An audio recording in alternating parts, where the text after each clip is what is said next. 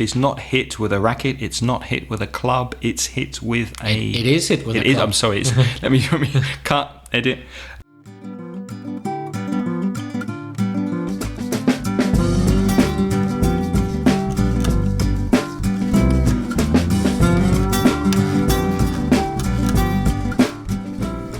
Hello and welcome to episode 26 of Aprender Inglés con Reza y Craig. Hello, Reza. Hiya, Craig. How are things? Things are good. Things are very, very well, thank you. Hey, did you enjoy the last episode with Becky and Melissa?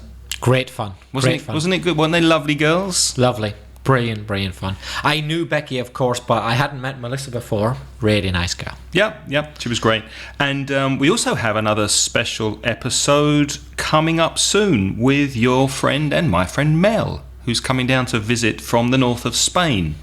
That's right. Let's not give too much away. Let's just say she'll be in Valencia on holiday, and so we'll pick her brains. Yeah, we're going to have her on the show. And the reason we record these interviews and special episodes is to give you practice and revision of grammar, vocabulary, phrasal verbs, etc. that we practice in these episodes. So it gives you a chance to revise some grammar and vocabulary, and also to improve your listening and your comprehension. I think a lot of interesting vocabulary came up in the interviews. Perhaps because Melissa comes from New York, she uses different expressions, different vocabulary. Yes. Compared to British English. I don't know if the listeners appreciate that, but there are little differences. No, it's good to hear an American accent, especially an original New York accent.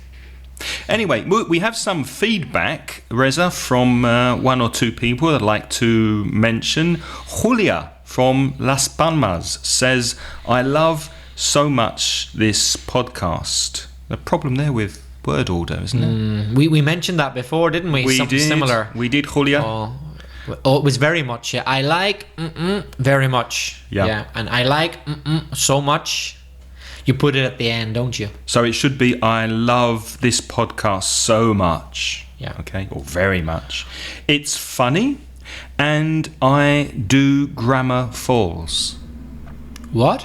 I do grammar falls. Two mistakes there. I do grammar what? Falls. Falls. What do you think she means? I'm not quite sure. What do you think she means? I think she means faltas. I think she means mistakes. Oh, okay. No? So, que ella comete fallos. Fallos. Isn't that it? Yeah, it's Tiene probably fallos. Comete errores. It's probably fallos. So, that's one problem. Mistakes. She makes mistakes. And she makes, not she does. So the collocation with mistake is make a mistake. There's an episode, Craig. I can't remember what number now. From a long time ago, we did make and do. Do you remember? We did, and I will put a link, un enlace, in the show notes. Las notas de episodios at inglespodcast.com. So go there, and you will see a link. Enlace to the episode of Make and Do collocations. But anyway, Julia continues to say, I like your jokes in the podcast, and bye for now. Thanks. Thank you, Julia. Thanks, Julia. Second piece of feedback. Hi, my name is Hugo, and I'm from Santa Fe City in Argentina. Your posts are very, very wonderful. I enjoy they. What do you think? I enjoy them. Well, actually, Hugo says, I enjoy they listening in my car. Right. More complicated. What would you say for that? I would say I enjoy listening to them in my car. So remember the preposition after listening. It's usually listening to music, listening to podcasts, and them. So listening to them in my car. Ellos. And that's quite strange, perhaps, for Spanish speakers, because listening, it's ing form. I enjoy listening to them, and that's because when you have a verb used as a subject or object, in other words, like a noun, say como un sustantivo, como si fuera un sustantivo. In English, it's ing, whereas in Spanish it tends to be infinitive. But I tell you what, we could talk about that in more detail in another episode. That's a good idea. That's a whole other topic, isn't it? I'll make a note and we can speak about that another episode. So Hugo says, I enjoy listening to them in my car when I'm driving. Thanks so much. Well, thank you, Hugo, for writing to us. The next piece of feedback, Rafael says, muchas gracias por estos podcasts. Estaba buscando algo parecido para recordar un poco mi inglés, que lo tenía muy olvidado.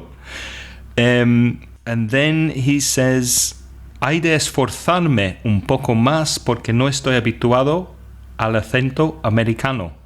Sorry, what does he mean by... Is he referring to the one with Melissa? No, because it hasn't been published yet. He thinks we have American accents. Oh. Which we don't. I have a South England accent. Okay. From London. You have a Belfast accent. Might be me. Because, you know, an accent from Belfast, from Northern Ireland, to some people it can sound a little bit American.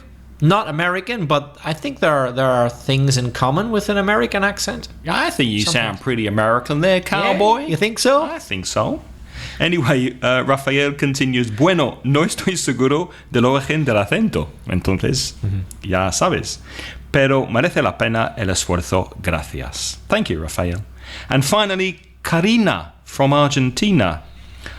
Hola, buenos días. Muchas gracias por los audios. Yo soy de Argentina y estoy estudiando inglés y sus audios me están ayudando muchísimo. Y aprendo con cada uno de ellos. Buena noticia. Yes. Este audio es uno de mis favoritos. Thank you. Y quiero preguntarle si puedo escuchar a su invitada Bea en algún otro sitio porque me gustaría escucharla y seguir aprendiendo. Muchas gracias por ayudarme a entender y aprender su hermoso idioma. Saludos desde Argentina, Karina. Thank you, Karina. Well, you can watch an interview that I did with Bea, a video interview on YouTube. It's Coffee with Craig, so you have to search YouTube for Coffee with Craig, that's me, C-R-A-I-G, or search for our channel, which is La Mención del Inglés on YouTube, and you will see my interview with Bea in YouTube. And we hope to have Bea back on the podcast in the future. She did say that she wants to do more podcasts with us, so I hope that we'll have her back on soon. Yes, let's have Bea back because I want to continue our hot debate on biscuits. Yes, one of your favourite subjects. She didn't like fig rolls and I'm determined to convince her that they're nice. Okay, we'll do that in the future. Moving on to Grammatica. If you remember, listeners, in episode 24, we spoke about may and might, the modal verbs. And this week, we're going to look at must and have to. Aren't we, Reza? Yep. I guess we have to. Have to, so let's do it. Because people don't understand them. Tenemos que hacerlo. We have to. You must explain. Okay. So, have to, must. Are they the same? Are they different? More or less the same. More or less. I'm not going to say 100%, but more or less. They're both used, they're used for various reasons, like all modals. But today I thought we'd just talk about obligation. Have to and must for obligation. Obligación. Okay, so let me ask you a few questions, Craig, if you don't mind. Fire away. What time do you have to get up tomorrow? What day is it today? Today's Tuesday. Wednesday. Tomorrow I'm examining in the British Council, so I will have to get up fairly early for me, which will be about 7:15, 7:30. Yeah. Okay, so Craig said that he will have to get up at about 7:30. That's right. He'll have to get up. Tendrá que levantarse a las 7:30. Tendrá que, so have to, tener que, it's an obligation. I can't say I must get up, can I? No, you can't. That's why I didn't use must there. We'll talk about must in a minute. I'm jumping the gun. Jumping the gun. That's one that we can put that in our idioms coming up later. To jump the gun. To jump is saltarse, no? Saltarse. Sí. Okay, Craig, another question for you. It's coming up to the end of term. Have you got to correct many exams? Have I got to correct many exams? No, I don't. I have corrected... You're lucky. I've got to correct some writing because my students are writing for the Cambridge FCE exam. So I'll have to correct writing next week. Okay. So Craig doesn't have to correct many exams, but he has got to correct a few exams. Now, I don't know if any of the more observant listeners noticed there that I asked Craig, have you got to correct exams? I could have said, do you have to correct exams? Because the meaning's the same. You should know already, hopefully, that the verb have in English has two forms.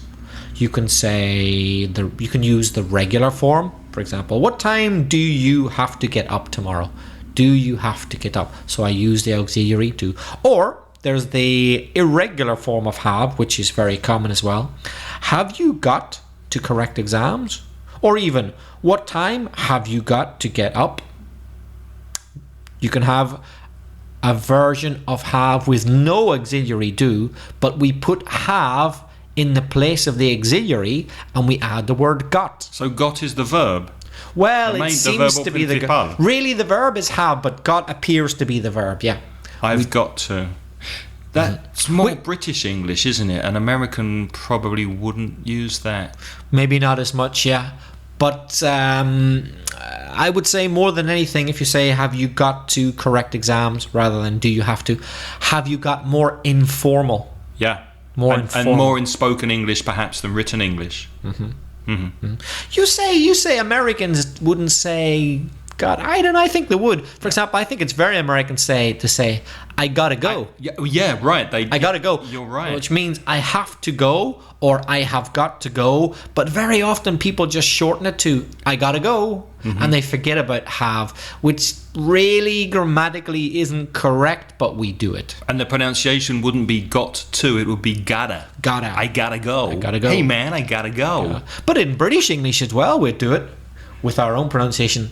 I gotta go. I gotta go. Yeah. But it's particularly American, isn't it? Yes. So have to can be the regular form or the irregular form with auxiliary, do or does, etc.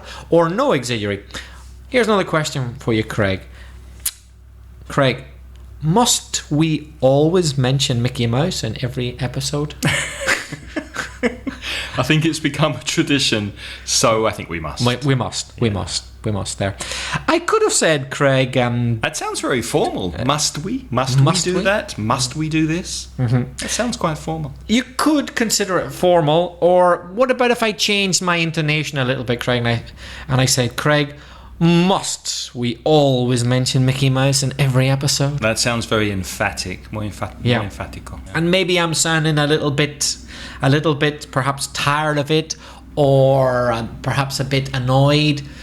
Imagine, Craig, for example, someone is making a loud noise beside me and I need to concentrate, and I say, must you make that noise? Must you keep on doing that? Yeah. Can you not be quiet?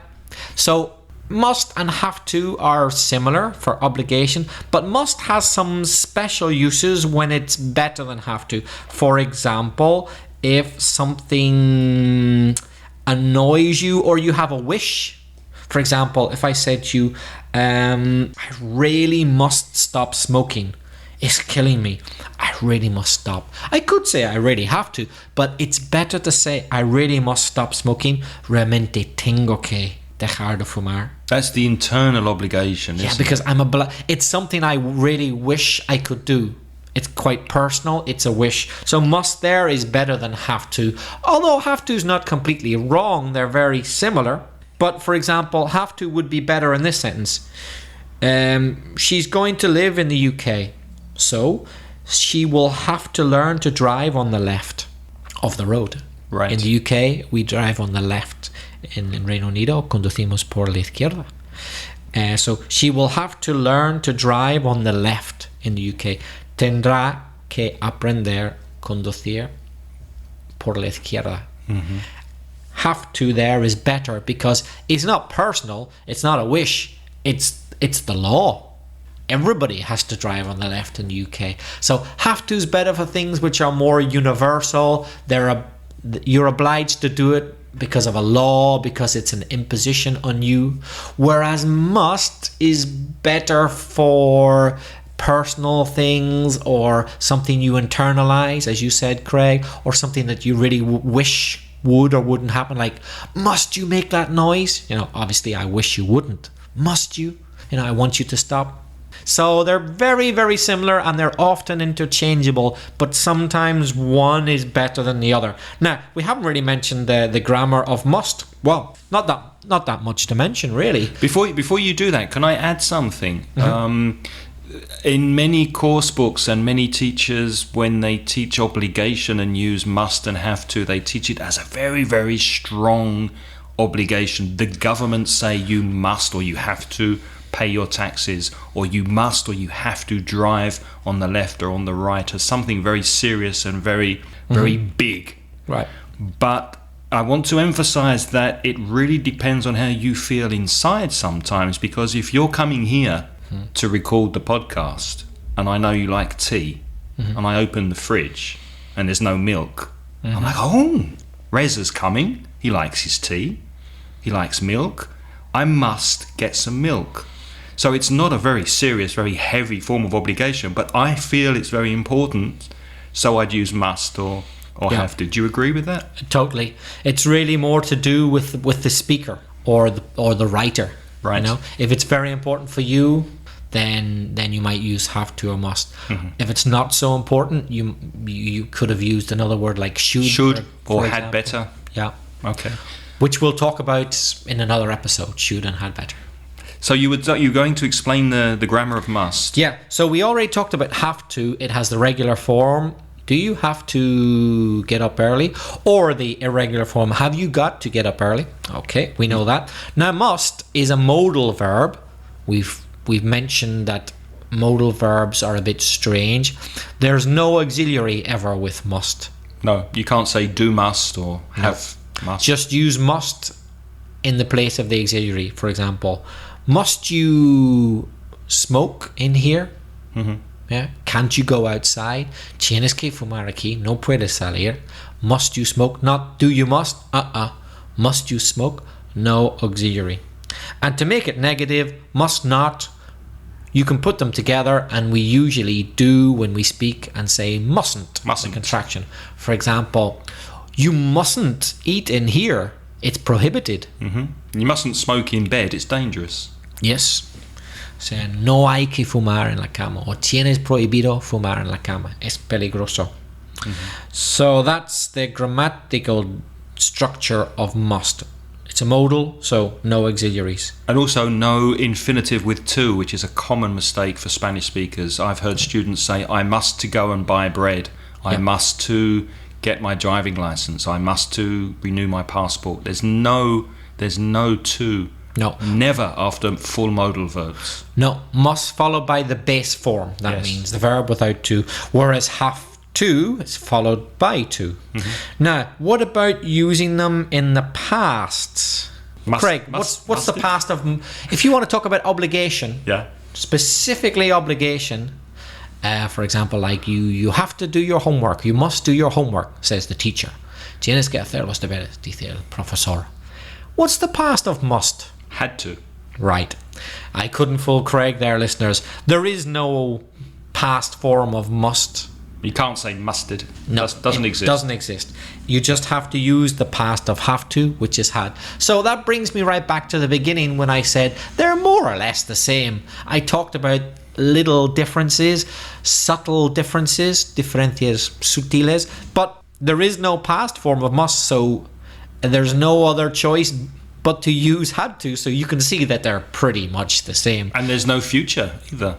There's no future either. Must. Will have to. Yep. I'll have to go. I'll have to do it. Like, imagine I said, oh, I really must stop smoking. It's going to kill me. If I wanted to talk about it in the past, I would say, Reza said that he really had to stop smoking. I can't, as you say, there's no mustard, so I have to change it. Sorry about that. To change it to had to. Tengo que cambiarlo. I had to. And if it was future, I will really have to stop smoking very soon. Tendré que dejar de fumar muy pronto. I cannot say will, must. Correct.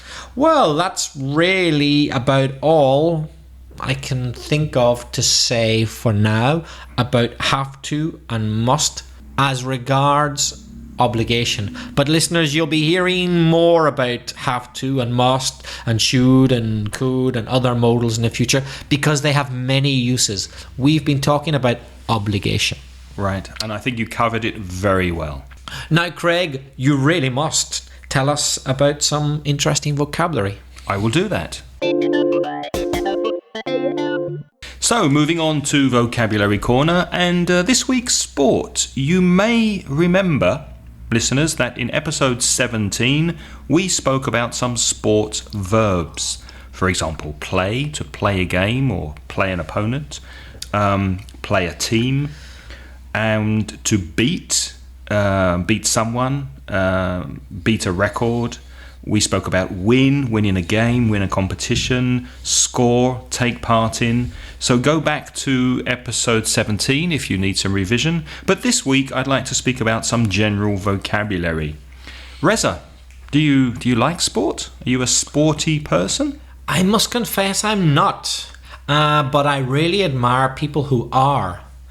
I wish I were sporty. Ojalá yo fuera más deportista. Is there any sport that you maybe watch or TV or have even a slight interest in? For example, the World Cup is starting soon in Brazil. Like many people around the world, although I'm not a huge football fan, no soy fan muy a lo grande, no soy, but I like the World Cup. I love that. So many people do.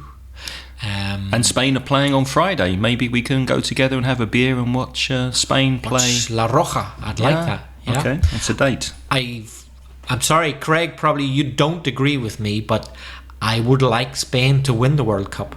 So would I. Really? I'd like England to win. I see. That's why I said it. Spain or England. For me, Spain, I'm sorry to say. Really? Well, I'm not English, am I?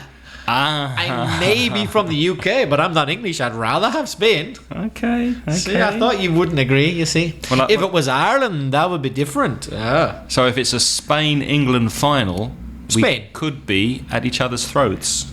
I will be hoping Spain wins. Sorry about that. Okay. So thinking of football, staying on the sport of football, let's look at some words connected with football. Reza, what's the judge in football? The man in black who decides who imposes the rules in football?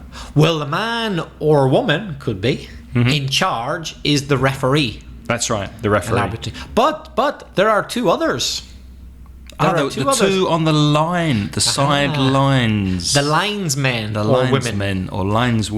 The ones who run up and down along the side. With a flag. And what do they decide mainly? They decide when the ball goes out of play, when it crosses the line. They help the referee with fouls. Faltas. Fouls. Yeah. And the offside. Trap. The offside. I don't know what offside. Fuera de juego. Is that it? Well, fuera de juego is when it goes out of the line, I think. Offside is when there's offside, which is what we're accord to, and one of them's going to be right. Offside, which is fuera de juego. Okay. Offside, which is fuera de fuego. Might be that. Oh, okay. I'll check it. We better check that. Yeah. And what's the verb that we use when the ball goes into the back of the net? La red. A goal. And the verb? To score a goal. To score a goal. And where is football played in Ireland?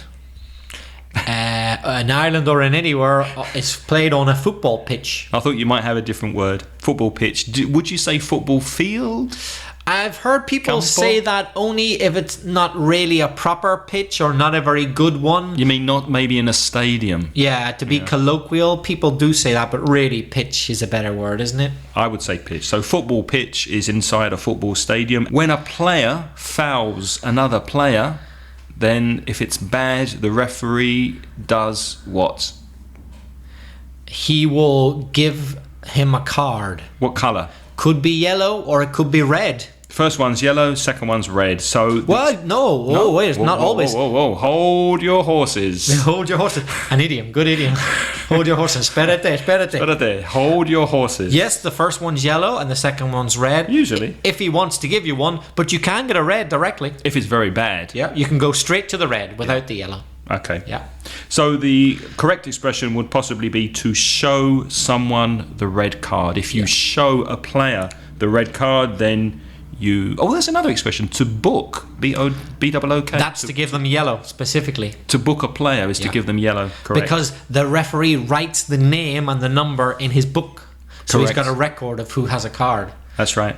And if he shows 2 yellow cards, it's automatically a red card, and he sends the player off. So the phrasal verb to send off a player is, what is it? Quitarlo del juego. Mandarlo fuera. You say in English, mandarlo a la ducha, to have an early shower. Yes, that's right. Send them for an early shower. That's right. Okay. Moving on to tennis. Where is tennis played? Tennis court. That's right. Tennis court. And other things played in a court? Badminton. Yeah. Volleyball. Squash. Basketball. Basketball. There's another one, but I can't remember now what I was going to say. No. All right. Okay. Squash. Did we say squash? No, you said it. I said squash. Right. But in tennis, the judge is not called a referee, is he? Or her? An umpire. That's right, an umpire. Which other sports have umpires? Well, one of my favourite sports, cricket. Mm-hmm. What else has that's umpire? all. That's all I can think of. Cricket and tennis. Maybe there's another one. In American baseball, do they say umpire? I think they do. Do they? Yeah. We'll have to ask Melissa. Check that. Can't I think remember. it's an umpire in American baseball. Maybe. Yeah. When you hit the ball with a racket, not a bat, because as we said in episode 17, rackets usually have strings. That's right. Bats are just wood, like table tennis bat, baseball bat, cricket bat. So when you hit the ball for the first time in tennis, you serve the ball, servir.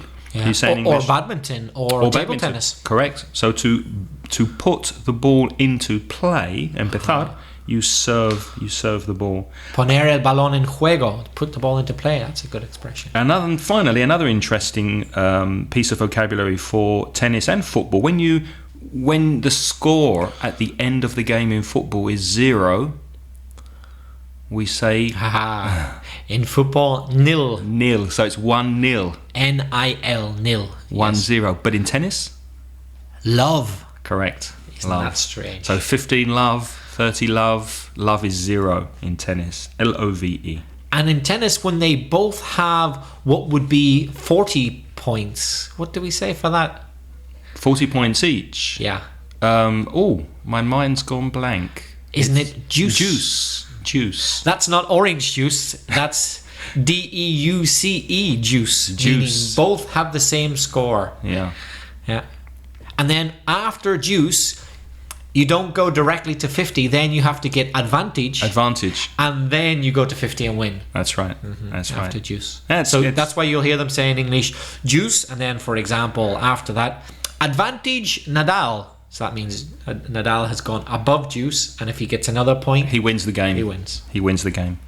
Golf. Always thought golf was a bit silly, to be honest. But let's look at some golf vocabulary. Oh, be careful what you say. I'm not a fan myself, but it's golf? Hugely popular in Ireland. Oh, but it's boring. It's so boring. Yeah, I think it's boring too, yeah. I think someone said, I think it was Oscar Wilde, said that golf is a good walk spoiled. God. A good walk spoiled. I can see his point, but if you weren't going to have a walk, but the golf made you have the walk, then, it's a bit of exercise. That's true. That's spoiled, by the way, estropeado. Where's golf played, Reza? Extremely popular in Ireland. Of course, the home of golf is Scotland. Correct, yeah. Mm-hmm. Oh, sorry. You mean, what do you call the specified area? Let me rephrase the question. Okay. Is golf played on a pitch? No, sorry. It's a golf course.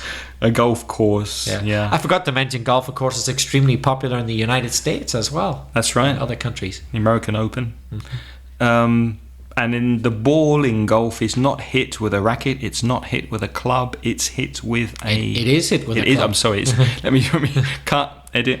And in golf, of course, the ball is not hit with a racket. It's not hit with a bat. It's hit with a... club. With a golf club.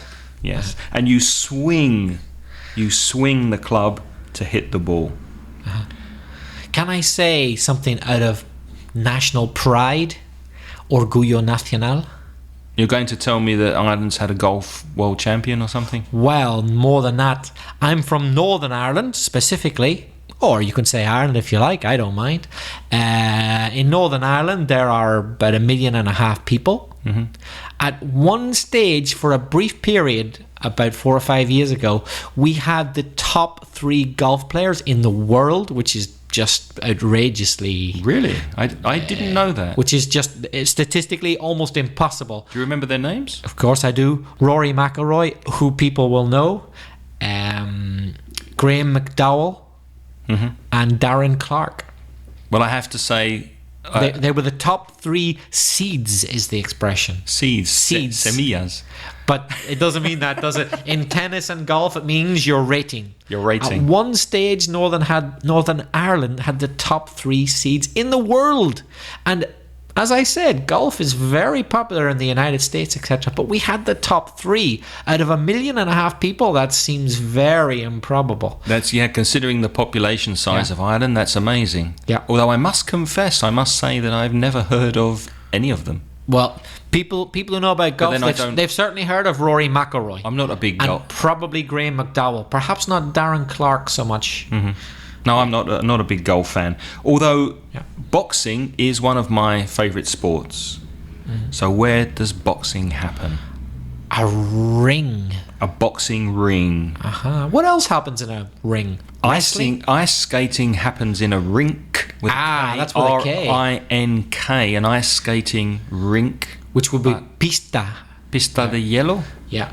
But a ring, I can't think Wrestling. Wrestling, of course. Yeah, which is kind of similar to boxing, but you don't punch, you do other things. Punch is dar un puñetazo. Puñetazo, to punch someone. Yeah.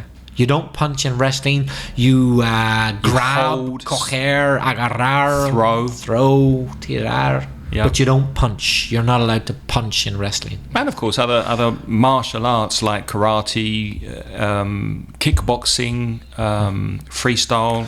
Kickboxing fighting. happens in a ring. Yeah. Thai boxing. Those kind of sports. Finally, athletics. Where does athletics take place? Take place means to happen. Well, there are track and field events. That's right. So some happen on a track, running, hurdling, which is jumping over hurdles while you run. And then some are field, for example, the javelin. High jump, yeah. Long jump. They happen in the middle. So the track goes around the field in the middle. Do you like watching athletics? Some. When it's the Olympic Games and things like that, when it's important, yeah, I do. Mm-hmm. Yeah. What about you? No, not a big fan. I like watching some of the Eastern European female gymnasts. Mm-hmm. But why is that? Well, they're very attractive. But that's another story. Moving on, shall we speak a little about idioms, Ereza? Okay. What is an idiom? Well, that's a good question. What is an idiom? I have... is it Spanish idioma? Idioma is language. Yeah, let's stamp out that fallacy. Let's eliminate not that. Idioma. No direct translation of idiom to idioma. No, doesn't work. An idiom, according to my definition, a combination of words that has a figurative meaning because of its common usage. An idiom's figurative meaning is separate from the literal meaning. So if you have a literal meaning, which is literalmente lo que significa, el idiom se cambia un poquito para describir otra cosa. No sé si me explico. Yeah. Yeah. Yeah. I think that's good. Okay? Yeah. When I explain it to my students, I say it's an expression when the words have a meaning which is not their normal meaning. Not their normal literal meaning. Yeah. So, for example, the idiom, it's raining cats and dogs. You're not going to walk outside in the street and see animals falling from the sky. You're not going to see cats and dogs falling on your head. But it means figuratively that it's raining a lot. Yeah. By the way, we don't normally say it's raining cats. Have you ever said it's raining cats and dogs outside? No, I think that's now very old-fashioned. Not many native speakers say it. I've never said it. It's the type of thing that foreigners say because they've learnt it and they think it sounds and nice. I think it's funny. Yeah. But we don't say it much now. Have you got any examples for us of other idioms that are more common, more used? Well, one of my favourites is to throw out the baby with the bathwater. Can you explain where that one comes from? Tirar el bebé con el agua del baño. Aha. But of course that isn't the real meaning of it. What does it really mean? How's your German? Because I have here that it comes from a German proverb, un proverbio alemana. Okay. I don't know. Can you say this? Das Kind mit dem Bade ausschütten? Ausschütten? Keine Ahnung. I have no idea. Anyway, first used in 1512, a very old idiom which means to get rid of the good parts, deshacerse de los buenos partes, as well as the bad parts of something, igual como los malos partes, when you're trying to improve it. So you throw away everything. You throw away the good things, you throw away the bad things, by trying to improve it. So it's quite a negative idiom, isn't it? Yes, it is. It's a criticism. Yeah. Can you think of any examples when you might use it? Yes. For example, when the government reforms something like the education system because there are problems. Like they're trying to do in the UK right now with... Yeah, exactly. So they might make some changes which improve the situation as regards those problems. But some of the good things that the old system had disappeared. So they've thrown out the baby with the bathwater. They've cleaned the baby, so to speak. The baby's clean now, and now there's dirty bathwater. And now everything, the dirty bathwater and the baby, are going down the plug hole. Down the plug hole is... So the problems are disappearing, but the baby, the good things, are also disappearing. To throw out the baby with the bathwater. Yeah. Yeah. By the way, the government in the UK are not doing a very good job with the education system right now. Michael Gove, isn't it? The minister who's making all these changes, these controversial, polemical, these controversial changes. I've yet to meet a single British teacher who likes him. I must say, I haven't met any. I'm pleased I'm not working in the British educational system. Very pleased, very happy. Any others? In for a penny, in for a pound. Spanish. Easy to find an equivalent. Perdidos al río. Perdidos al río, lost in the river. But of course we don't say it in English. We don't say lost in for a penny, in for a pound. It's like, if I have to pay a penny, tengo que pagar un penique, I'll pay a pound. Pagaré una libra. Oh, ¿por qué no? So does that mean that if you have to pay for something, it's better to get good quality? No, it's nothing to do with paying necessarily. It's just that if you have to make some kind of effort, or you're going to do something like pay a penny, for example, right? Why not go much further? Why not pay a pound? So whatever you're doing, if you started it, don't do it timidly. Do it with extravagance. Could you also say to go the whole hog? Is that similar? It's pretty much the same as that. To go the whole hog is cerdo. Yeah. To go the whole hog. Yeah. Which means, I imagine that comes from eating pigs, eating hogs. When people were cooking a whole pig, a whole hog on the fire, and you'd eaten half of it, and you thought, why not eat all of it? I've started, so I'll go on.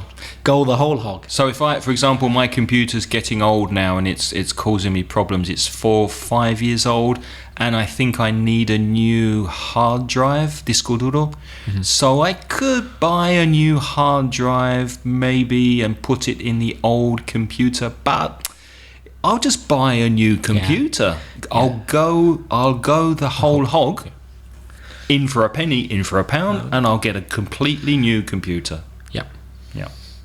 Another one I like, another expression, is to describe a person, a big girl's blouse.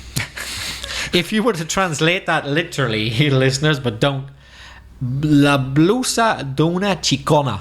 De una chica grande.